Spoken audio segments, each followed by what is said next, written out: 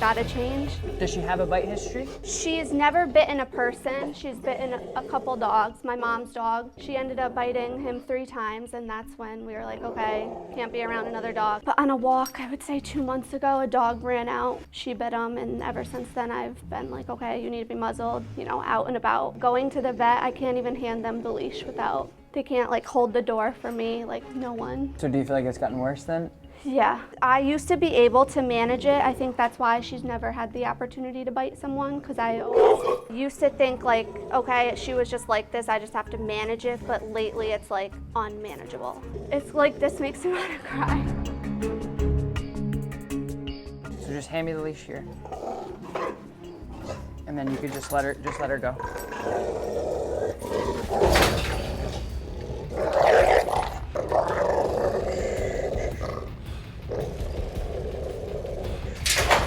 If you watch my videos, you've probably seen this trick before. This is a Dogger 280C, so it makes a very hard vibrate. When she comes up like this and she gives me that blood curdling, I'm gonna try to rip your throat out of your face, I have no leverage. So if I back down, it teaches her that that's okay to do. What the vibrate does on the e-collar is it allows me to correct her. So I'm gonna have you put this on right in between her flat collar and her prong collar. Okay, now walk towards me again and just hand me the leash. And I know it doesn't make sense to like dog owners why they're sweet and then all of a sudden they're not, and they're also very, very like aggressive sounding like this, and with intention. I mean, she has a lot of intention behind what she's doing too, because she actually will come up here without you. It's because it's too much love. Like if you have too much love and not enough leadership, you get this very unhealthy, I must protect you at all costs. Leave it. That's the pager there, you heard it, right? So that pager comes on when she growls. Now take the leash, leave it.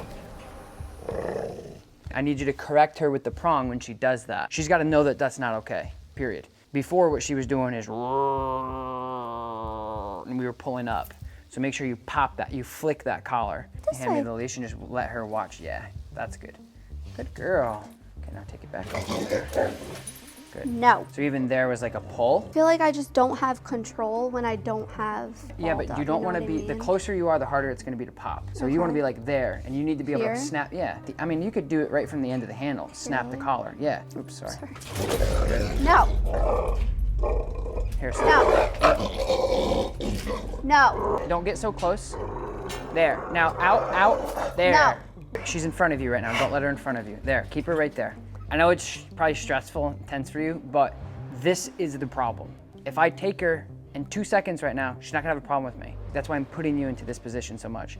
And I have to like coach you through this scenario because it's like stress training right now. That's why I'm not bringing her out here and powder sugaring all of this of like, oh, look. I know when I take her and you're not around, she's not gonna have problems with me.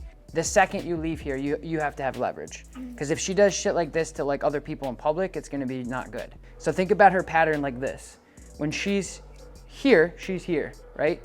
And her behavior once she gets into that growling standoff peaks, right through the roof. We need to be able to say, okay, how can we creatively get her from going from this to maybe just a little bump? And that's what the e-collar will do. Is she starts to growl, you bring her back down with your levels where she goes, oh, my bad. And then you can go back that way. Now we got to unravel. And it's sometimes not as smooth as other things. We're gonna work through it. Leave it. Good, leave it. Leave it. Good, leave it. My goal right now isn't to calm her down and win her over. My goal is to figure out the best case scenario for you to do when you're in this situation that's likely gonna happen without me there. I can't make that clear because it just seems, like I'm not trying to piss her off, but we need to break through. She is like, I gotta get that dude out of here. That dude is gonna hurt my mom. I wanna discourage her from coming after this person. It's not personally me, because like I said, it has nothing to do with me. So that's what I'm trying to do right now, is I'm trying to figure out what's gonna work best for her. And then here. No. Good. Good girl. So, good job. So release your pressure and leave it. Leave it. Good. So she's avoiding me, which is great. I'll take that versus, wanting to come at me. What we have to do is we have to put all this together. But I want you to just reset that way, and I want you to walk back, hand me the leash, be in front of her, but if she doesn't react, reward her somehow. Like, let her know that that's exactly what you expect. Nala, come. Nala, come. Good. Now just walk towards me. Keep coming. Like, you're guiding the ship, so yeah, good. So now hand me the leash. Good. And then you just kind of back up there. So that was Let perfect. go? Yeah, you can let go. Yep. Good. So now you can reward her. Good girl, Bubba Juice. Good job. Good. Would you use this and a prong collar? Yeah. People. So yeah, because the prong collar and the e-collar are two different tools for two different things. If you didn't have a prong on her flat collar, you wouldn't be able to get her back into line when she did go. And all of that is okay on her neck, like her Yeah. flea collar, Yep. her regular collar, prong. Yeah, because you're using this as training. She's been wearing a collar since she was a baby, so you can't emotionally humanize it to a point where you're like, man, that would be. You're also a human. You don't have fur. You have skin. You've never had a collar on your life for more than ever. I take her collar off when she's in the house. Should I not be doing that? Should she have a collar on? What collar? Like a flat collar 24/7? Yeah, leave it on. If you ever needed to grab her for any reason. That's what I always think, and I always just take it off. So I'm like, oh, we're going to bed. But that's the reason why she is the way she is. Honestly, like the mindset that you have of like she needs to take her flat collar off before she goes to bed is what's created that very unhealthy, insecure, fearful, reactive relationship.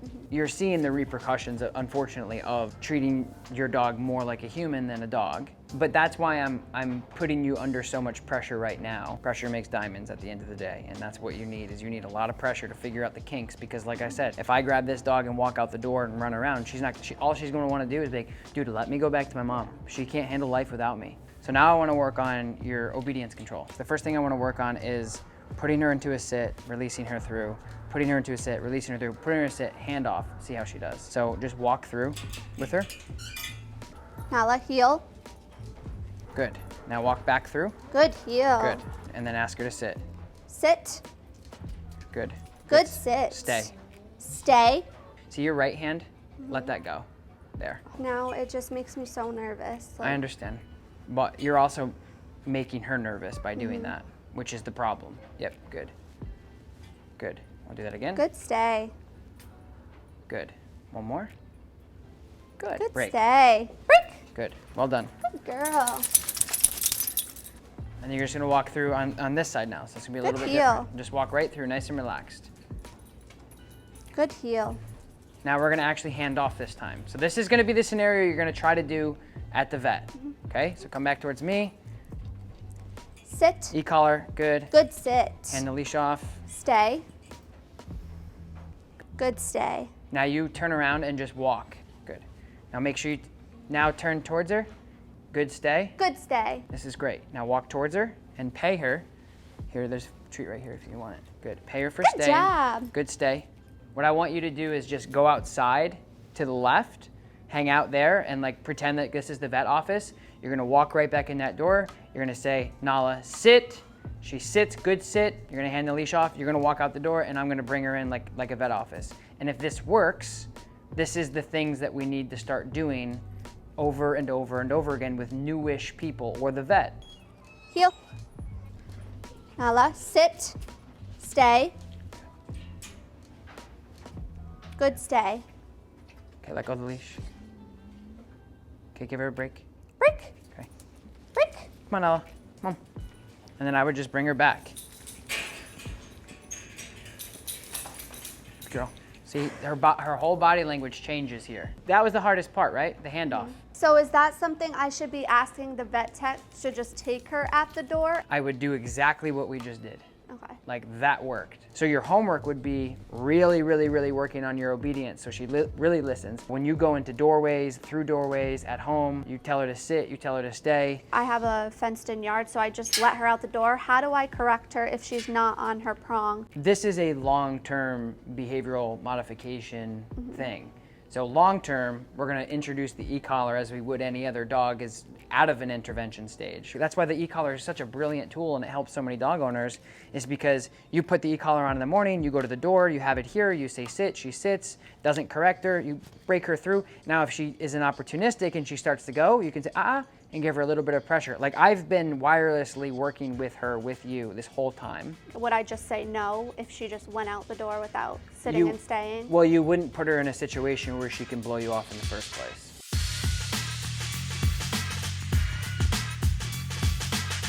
How's she been since I saw you last? Same? We've been really working on the sit commands and the stay. I took her to the vet and we tried the whole new system. She was good. She sit and stayed, but every time the tech tried to take the leash, she would get out of her sit. Yeah, you can bring her in now. So I have the e-collar sound box on, so you're gonna know when I'm using that noise. So what I want you to do is just walk around the room and work on your healing. So we're gonna get into a little bit more obedience instead of getting right into behavioral stuff, just to see if that helps. Good heel. I want you to just pay attention to what you're doing. You have to be very confident. You wanna feel her more than you wanna look at her because you're gonna constantly be looking down at her. It's not gonna set a good tone for what you want. Relax as much as you can. Good heel. And if she gets stuck like that, just give her a little bit of leash pressure and keep her moving. Good heel. So her body language has changed. So her tail isn't tucked anymore. We're walking, I'm in your path. She went behind you or on the other side. She's like, I don't want anything to do with that guy. So that's good. Because all of the reaction and all of the forward motion of aggression thus far between the first session and now has been out of fear. Doesn't look fearful. And when she actually does it, she does want to get to me, but she doesn't really internally want to do it to me. It has nothing to do with me. It how she feels with you. And just walk her to the left for now. Heel. Heel. Good heel. Good, now turn into her with your left side. Good, there you go. Good heel. Now do it again. Good, now when you come over here and do it here, you're just gonna put her into a sit right behind me. Sit. Good sit. Good. So tell her to stay. Nala, stay. Good, and then just move away from her. Yep. Don't give her any leash pressure. Drop the leash a little bit. There you go. And then just face her, so your front is towards her. Good, stay. Good stay. Good, now turn away from her again. You're basically giving her frontal pressure, reminding her, hey, you're doing good, but be by yourself. Things are okay. You're gonna heel her around. I'm gonna get the fake dog and we're gonna see how she does. No. Heel. Heel. No. So, go back that way. Come. So the mechanics of the prong collar. Right there, when she broke her heel, this went here really quick. When she does this, it disables, it doesn't work, because you have no leverage. Because the dog doesn't care that these are against her skin. The correction happens when you pop up and these come in unity like this. So you have to make sure that when she goes, you reach out and then give that leverage to make sure you can give her that fair correction to say, hey, what are you doing? Okay, so instead of her pulling and just pulling back, let it go and then Pop. correct. You have to have this. Okay. You see this triangle? Yeah. If you don't have this, you're gonna lose. So when she's doing that and we're in a heel and then she's doing that, I tell her to leave it. If she's still going for it, am I saying leave it? Am I saying heel? Heel. Say heel reminding her first. to heel. Okay. Because heel is heel. Don't worry about the dog. That's what you should be saying to her. You're supposed to be healing. So when you come out and she gets built up, you're gonna turn and you're gonna correct her. You can't let her pull. Should I be saying leave it when I correct her or heel? Heel. That's, still heel. That's Okay. the point. Heel is heel. She's breaking the heel. Nala, heel. Good. Now turn. Keep moving, keep moving, keep moving, keep moving. Give her a little bit more leash. There you go. Now turn again. She's avoiding the dog, which is good. Just keep moving, keep moving, keep moving, keep moving, keep moving, keep moving. Keep moving. Leave it. Good. Keep moving. Now leave it. Good, leave it. Good, stop, sit. When you were looking forward and being a good, confident leader, she was looking and thinking about reacting, and I used this, and I disengaged her twice, and it worked beautifully. She was looking, she kind of looked a little pissed off.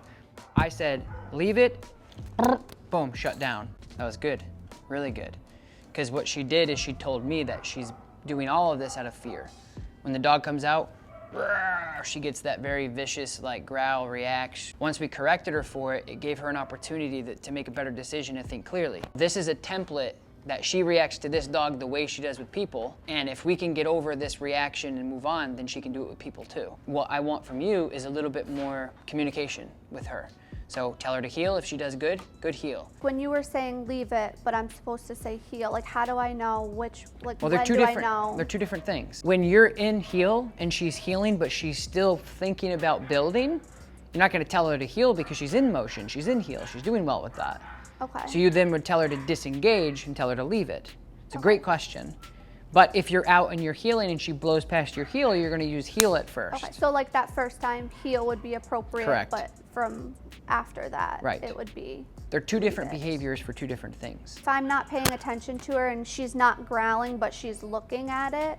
That's where your parenting kind of comes in. So you want to reward Like, inquisitive, hey, who are you? My nose is going behavior, but you want to immediately shut down and correct the build to then reaction. Okay. Yes, Good good. So see there, she was inquisitive. She was like, what are you? Instead of, let me eat you. So what I want you to do, if you will, is just take her muzzle off and just hang out right there. I just want to see if she acts differently with the muzzle off, that's all. Nala, sit. Good sit. Good. Much better from last time. She wanted to go after me, bad. She wanted to go after this dog, bad. And you got over both of those things. What made that successful, and what makes most of reactive dog cases successful and fear-based dogs successful, is people aren't overstepping their boundaries. Where if I was that variable of, okay, now you're okay with me and you coexist, I'm not gonna go and try to pet her. Yeah. So you gotta make sure that you are advocating for her when you're around other people, friends, family, neighbors, etc., to say, hey, I know that she's chilling right now and she's not coming after you, which is great. We've worked really hard on this, but I still don't want you to look at her, talk to her, try to pet her for sure, because she's fearful, she's insecure, she's not gonna do well with that, and I don't wanna set her up for failure. So you have to do what I call guest management, to tell everybody around you, don't even look at my dog. Yeah. Don't think about looking at my dog to be successful. So that's your end. So let's end it here on a good note. Sound good? You feel good about that? Yeah, I do. Today I think was good. Yep, 5 step, now 6 step for it. So now you're one ahead.